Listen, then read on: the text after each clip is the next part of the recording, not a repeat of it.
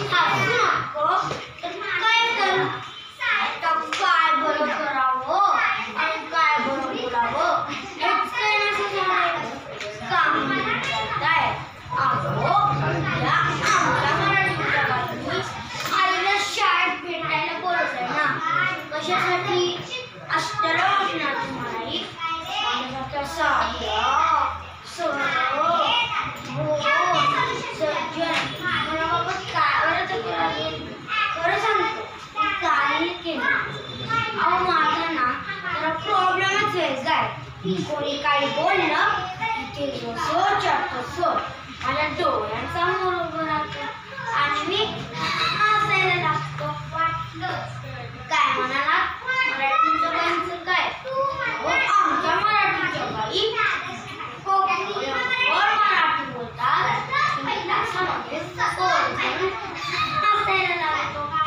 पोटावरून जाते त्या दिवशी षटकोनाचा श काढतो तर बाई जावं म्हणल्या हा शो तू इथे काढलाय सपोर्ट करायचं झालं ना. माझ्या डोळ्यांचं म्हणालं आणि सुरू सपोर्ट पडते लागलो की हसायला.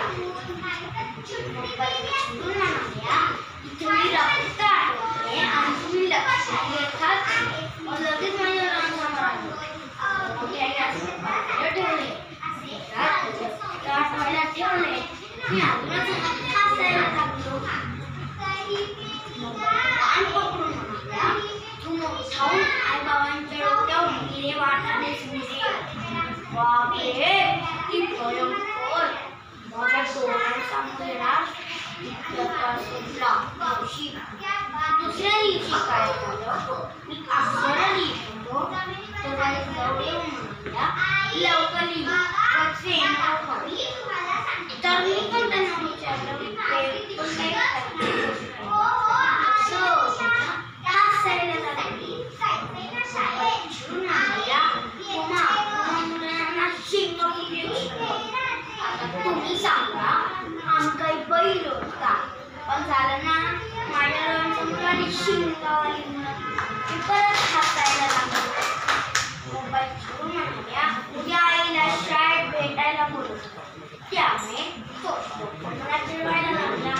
मी त्याला तू अरे बापरे मी पण मराठी बाईसारखं विचित्र मराठी बोलायला लागली होती.